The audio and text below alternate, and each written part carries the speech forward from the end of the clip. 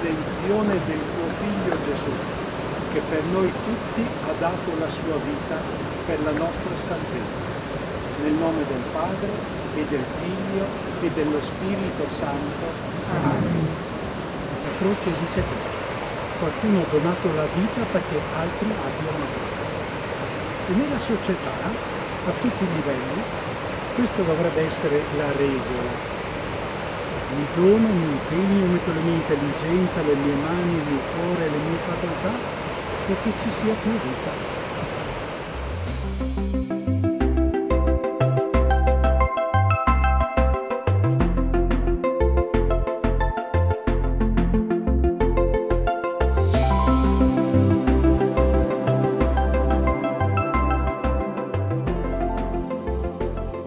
Adesso ho capito il suo nome. Dio ti salvi. La croce l'ha già salvata. Un applauso.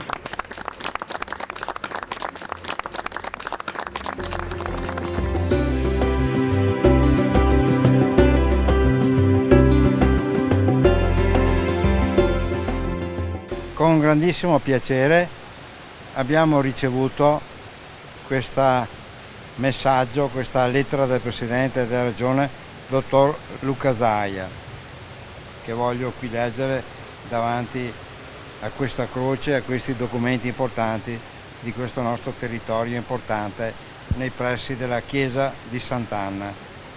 Pregiatissimo signor Perin, ringraziando per il gentile invito, mi rammarica comunicare che a causa di pregressi impegni non potrò partecipare all'inaugurazione.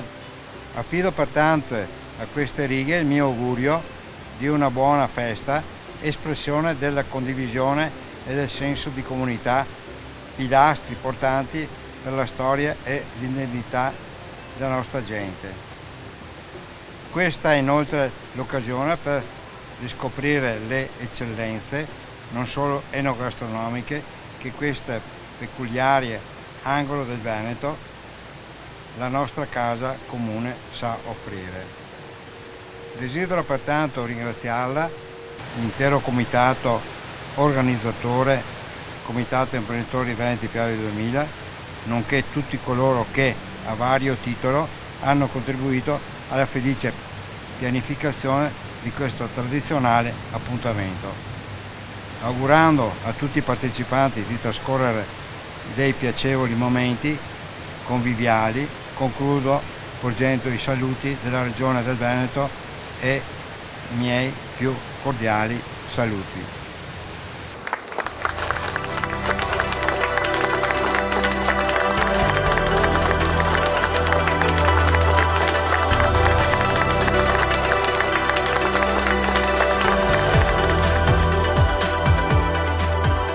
Siamo qui oggi a chiusura dei festeggiamenti di Sant'Anna ai Mercatelli. Ringrazio il sindaco di Susegana, qui presente Gianni Montesel, il presidente della regione del Veneto, dottor Luca Zaia, che ci ha fatto una bellissima lettera, il vicario generale, Sua Eccellenza Monsignor Martino Zagonel, lo scultore Pietro Stefan, il sindaco di Campodoro Gianfranco Vezzaro e tutti gli amici della storia e della cultura, i cugini Zaccaron, quindi il presidente Luciano e qui presente Raffaele. A seguito dell'inaugurazione di questa croce in ricordo di tutti i caduti di tutte le guerre e il totem qui vicino in ricordo del passato dei nostri avi. Avevamo qui vicino esposto una serie di cimeli storici raccolti alcuni in una cinquantina di anni. Sono più o meno la 1000ª parte del nostro patrimonio storico, ora ammassato in vari siti che però vorremmo esporre nello stabile progettato a museo in via Foresto a Susegana.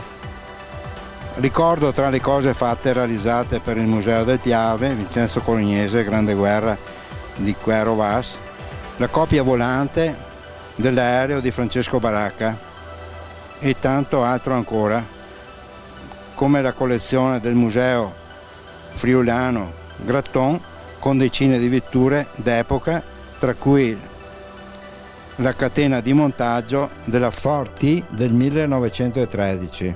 Ricordo anche che il Museo del Piave ho realizzato anche il gemellaggio con un museo di Caporetto e il museo di guerra di Budapest e la consegna di una barca austriaca al Museo Arsenale di Vienna. Prima di tutto è stata una sorpresa l'inaugurazione,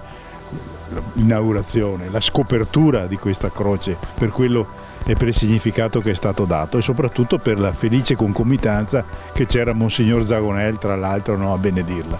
Complimenti a chi l'ha intanto estratta, e l'ha consegnata perché potesse ancora essere in riva al Piave.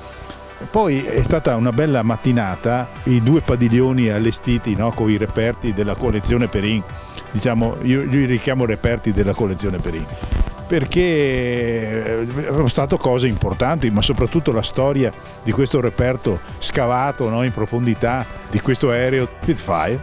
Pensare per una semplice traccia andare a recuperare un aereo che era a 7,5 metri sotto il piano di campagna, col pilota ancora sul suo seggiolino, dunque è una cosa